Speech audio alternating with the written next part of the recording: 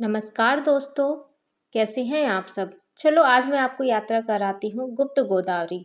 Last blog अगर आपने नहीं देखा है तो ज़रूर देखिएगा, क्योंकि वहाँ पे मैंने आपको चित्रकूट के परिक्रमा के पूरे दर्शन करवाए हैं, तो उसको देखना तो बनता ही है। चलो थोड़ा सा चित्रकूट की स्टोरी के बारे में बात करते हैं, आखिर स्टोरी क्या है।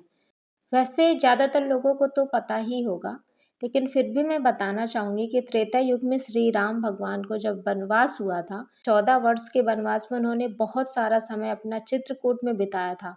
और एक अच्छी बात ये है कि चित्रकूट एक ऐसा शहर है जिसका कुछ पार्ट यूपी में आता है, कुछ पार्ट एमपी में आता है, मतलब बॉर्डर में आता है चित्रकूट।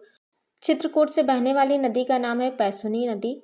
और राम घाट में ज़्यादातर लोग नहाने के लिए जाते हैं, क्योंकि वही बहुत बड़ा घाट है चित्रकूट का, उसको चित्रकूट के प्राण भी कहे जाते हैं। राम घाट से लगभग 18-20 किलोमीटर जाना होता है सतना के साइड। वहाँ पे हमको 2 गुफाएं मिलती हैं, इन्हीं 2 गुफाओं का नाम रखा गया है गुप्त गोदावरी। जाते ही सबसे पहले लेनी होती है टिकट, तो यहाँ पे 20 रुपये पर पर्सन टिकट थी। मतलब एक व्यक्ति के लिए 20 रुपये की टिकट, आधी टिकट बच्चों के लिए थी।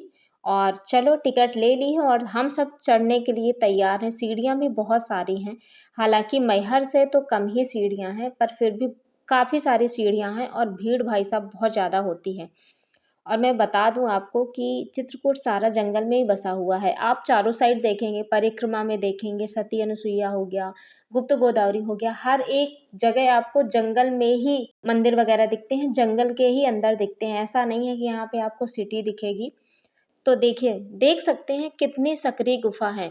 और एक जो गुफा थी उसमें तो जाने के लिए ये रास्ता था, और फिर लोगों को अंदर रोक लिया जाता था, क्योंकि अंदर बहुत सारा स्पेस है। और उसके बाद फिर लोगों को पहले निकाल दिया जाता था, फिर बाकी लोगों को अंदर किया जाता था। लेकिन भाई साहब, जब दूसरी वाली हम लोग गुफा में घुसे ना, तो वहाँ का मैटर बहुत ही ज़्यादा अजीब था, क्योंकि वहाँ पे सिर्फ घुसने के लिए जगह थी, लेकिन वहाँ पे अंदर ऐसी कोई जगह नहीं थी जहाँ पे लोगों को रोक दिया जाए ताकि बाहर निकलने के लिए बन पाए। एक साइड से घुसते हैं, निकलते जाते हैं लोग बगल से, और इतनी सकरी गुफा में हो नहीं पाता है। तो चलो पहले पहली गुफा के ही मैं आपको दर्शन कराती हूँ। देख सकते हैं बहुत ज़्यादा स्पेस है। और सबसे अच्छी चीज़ ये है, ये आपको पत्थर दिखाई दे रहे हैं ना, ये ऐसा लगता है जैसे कोई एक बहुत विशाल सा पत्थर था, उसी को मशीनों से काट काट के एक पूरी गुफा बनी है। कहीं पे भी हमको अलग से पत्थर रखे हुए नहीं दिखते हैं। कैसे ये इतने बड़े बड़े पत्थरों में काम किया गया होगा, कैसे ये गुफाएं बनी होंगी, ये तो बहुत ही ज़्यादा रहस्य की बात है।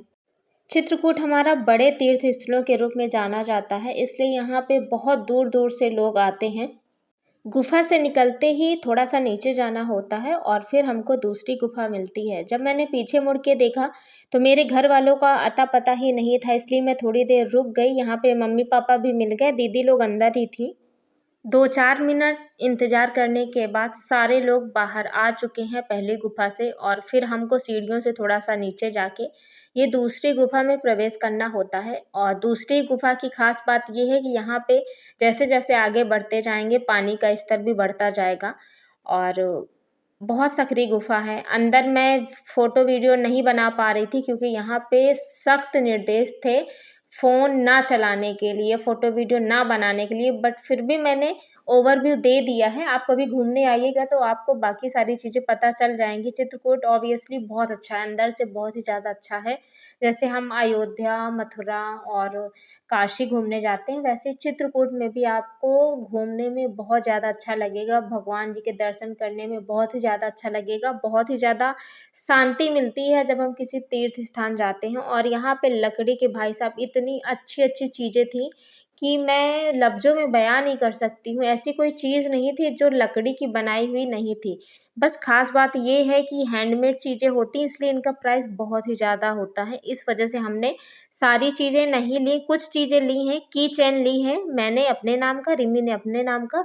तो चलो अगले ब्लॉग में मैं आपको सती अनुसुईया जी के दर्शन कराऊँगी।